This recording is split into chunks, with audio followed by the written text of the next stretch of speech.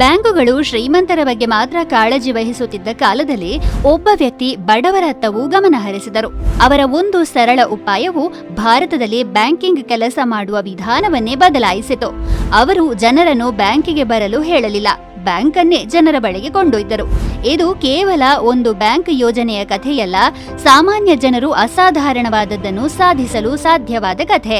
1928ರಲ್ಲಿ ಭಾರತದಲ್ಲಿ ಬ್ಯಾಂಕುಗಳು ಹೆಚ್ಚಾಗಿ ಶ್ರೀಮಂತರು, ವ್ಯಾಪಾರಿಗಳು ಮತ್ತು ದೊಡ್ಡ ವ್ಯವಹಾರಗಳಿಗೆ ಸೀಮಿತವಾಗಿದ್ದಾಗ ಒಂದು ಕಲ್ಪನೆಯು ಎಲ್ಲವನ್ನೂ ಸದ್ದಿಲ್ಲದೆ ಬದಲಾಯಿಸಿತು. ಅದುವೇ ಪಿಗ್ಮಿ ಠೇವಣಿ ಯೋಜನೆ. ಈ ಅಪೂರ್ವ ಯೋಜನೆಯ ಹಿಂದಿನ ರೂವಾರಿ ಯಾರು ಗೊತ್ತಾ? ಸಿಂಡಿಕೇಟ್ ಬ್ಯಾಂಕಿನ ಸಂಸ್ಥಾಪಕರಲ್ಲಿ ಒಬ್ಬರಾದ ಡಾಕ್ಟರ್ TMA ಪೈ. ಏಪ್ರಿಲ್ 30, 1898ರಂದು ಕರ್ನಾಟಕದ ಉಡುಪಿಯಲ್ಲಿ ಜನಿಸಿದ ಅವರ ಪೂರ್ಣ ಹೆಸರು ತೋನ್ಸೆ ಮಾಧವ ಅನಂತ ಪೈ.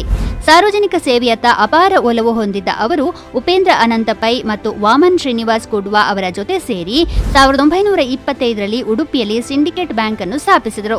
ಪೈ ಅವರ ಕಾಲದ ಅನೇಕ ಬ್ಯಾಂಕರ್ಗಳ ಅರಿವಿಗೆ ಬಾರದಿದ್ದ ಒಂದು ಅಂಶವನ್ನು ಅವರು ಚೆನ್ನಾಗಿ ಅರ್ಥ ಮಾಡಿಕೊಂಡಿದ್ದರು. ಅದೇನೆಂದರೆ, ಬಡ ಮತ್ತು ಮಧ್ಯಮ ವರ್ಗದ ಕುಟುಂಬಗಳು ಹಣವನ್ನು ಉಳಿಸುತ್ತವೆ, ಆದರೆ ದೊಡ್ಡ ಮೊತ್ತದಲ್ಲಿ ಅಲ್ಲ ಎಂದು. ಹಾಗಾಗಿ ರೈತರು, ಮಾರಾಟಗಾರರು ಮತ್ತು ಸಣ್ಣ ಅಂಗಡಿಯವರು ಬ್ಯಾಂಕಿಗೆ ಹೋಗಬೇಕೆಂದು ನಿರೀಕ್ಷಿಸುವ ಬದಲು ಬ್ಯಾಂಕೇ ಅವರ ಬಳಿಗೆ ಹೋಯಿತು. ಪಿಗ್ಮಿ ಯೋಜನೆಯಡಿಯಲ್ಲಿ ಅಧಿಕೃತ ಏಜೆಂಟರು ಜನರ ಮನೆ ಬಾಗಿಲಿನಿಂದ ನೇರವಾಗಿ ಸಣ್ಣ ಉಳಿತಾಯವನ್ನು ಸಂಗ್ರಹಿಸುತ್ತಿದ್ದರು. ಆರಂಭಿಕ ರೂಪದಲ್ಲಿ ದಿನಕ್ಕೆ 2 ಆಣೆಗಳಷ್ಟು ಸಣ್ಣ ಮೊತ್ತವನ್ನು ಸಹ ಸಂಗ್ರಹಿಸುತ್ತಿದ್ದರು. ಹಿಂದೆಂದೂ ಬ್ಯಾಂಕಿಂಗ್ ವ್ಯವಹಾರದಲ್ಲಿ ಸೇರಿಕೊಳ್ಳದ ಜನರಿಗೂ ಬ್ಯಾಂಕಿಂಗ್ ಅನ್ನು ಇದು ಸಾಧ್ಯವಾಗಿಸಿತು. ಆಮೂಲಾಗ್ರವಾದ ಹೊಸ ಚಿಂತನೆಯ ಮಾರ್ಗವಾಗಿದ್ದ ಇದು ಕೇವಲ ಠೇವಣಿ ಯೋಜನೆಗಿಂತ ಹೆಚ್ಚಿನದಾಗಿತ್ತು.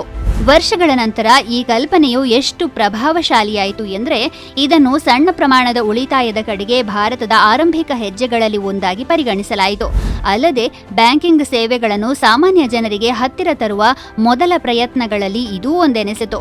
ಈ ಸರಳ ಕಲ್ಪನೆ ಎಷ್ಟು ಶಕ್ತಿಶಾಲಿಯಾಗಿತ್ತು ಎಂಬುದಕ್ಕೆ ಸಾಕ್ಷಿ ಎಂಬಂತೆ 1960ರ ಹೊತ್ತಿಗೆ ಸಿಂಡಿಕೇಟ್ ಬ್ಯಾಂಕಿನ ನಿವ್ವಳ ಠೇವಣಿಗಳಲ್ಲಿ ಸುಮಾರು 21% ಪಿಗ್ಮಿ ಠೇವಣಿಗಳಿಂದಲೇ ಬಂದವು. ಡಾಕ್ಟರ್ TMA ಪೈ ಅವರು ಒಬ್ಬ ವ್ಯಕ್ತಿಯ ದಿನನಿತ್ಯದ ಚಿಕ್ಕ ಉಳಿತಾಯವನ್ನು ನೋಡಿದರು ಮತ್ತು ಮುಂದೆ ಅದುವೇ ಹೆಮ್ಮರವಾಗಿ ಬೆಳೆಯಿತು.